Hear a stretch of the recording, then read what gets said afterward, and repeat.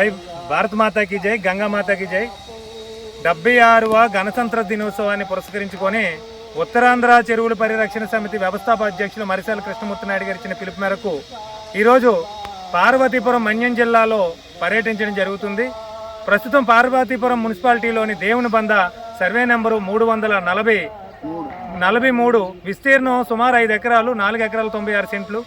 ఇక్కడ అద్భుతం ఏంటంటే చెరువును పూర్తిగా కప్పివేయడం జరిగింది గత ప్రభుత్వంలో, వైసీపీ ప్రభుత్వంలో. అదేవిధంగా ప్రహరీ గోడల నిర్మాణం జరిగింది. పక్క నెంబర్లు వేసి రిజిస్ట్రేషన్ చేసి భవన నిర్మాణాలకి అనుమతులు పొందడం జరిగింది. అంటే ఇది ఏ విధంగా చూడాలంటే స్వాతంత్రం, గణతంత్ర స్వాతంత్రం రాజ్యాంగం ఎవరి కోసం రాశారంటే అక్రమార్కుల కోసం, కబ్జాకోరుల కోసం, తప్పుడు వ్యక్తుల కోసం రాసినట్టుగా అనిపిస్తుంది.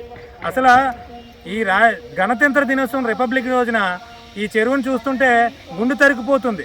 రానున్న రోజుల్లో పార్వతీపురానికి తాగునీరు, సాగునీరు కావాలంటే ఇప్పటికే వెనుకబడతానని గురై వలసలు పోతున్నటువంటి ప్రాంతం.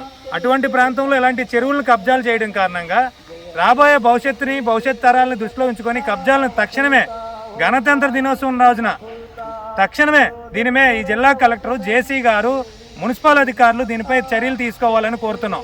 అదేవిధంగా ఈ ఏదైతే పార్వతీపురం ఎమ్మెల్యే గారు ఉన్నారో వారికి సంపూర్ణ మద్దతు తెలియజేశాం.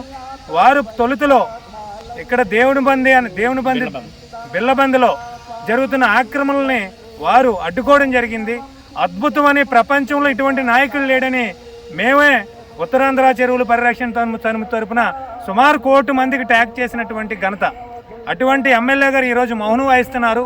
అక్రమార్కులు ఏమైనా ఆశ చూపించారా, లేకపోతే అక్రమార్కులతో ఏమైనా కుమ్మక్కయ్యారా, లేకపోతే ఈ రోజు జరుగుతున్న రెవెన్యూ సదస్సుల్లో ఫిర్యాదులు చేయమని రాష్ట్ర ప్రభుత్వం, ముఖ్యమంత్రి గారు చాలా గొప్పగా గత వైసీపీ ప్రభుత్వంలో జరిగినటువంటి కబ్జాల మీద ఆయన వివరాలు సేకరించడానికి రెవెన్యూ సదస్సుల్ని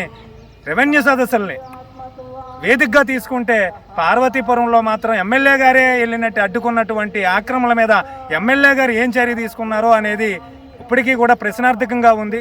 ఇలాగే కొనసాగితే రానున్న రోజుల్లో కూడా మనకి అంటే ఇప్పుడున్నటువంటి ఎన్డీఏ ప్రభుత్వానికి చెడ్డ పేరు వచ్చే ప్రమాదం ఉంది.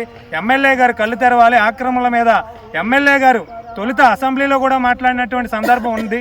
అసెంబ్లీకి వెళ్ళకముందు అయితే ఆక్రమణలు పూర్తిగా తొలగిస్తానని ఓకగడ్డ, లేకపోతే ఇంకా అనేకమైనటువంటి ప్రాంతాలు పర్యటించడం జరిగింది.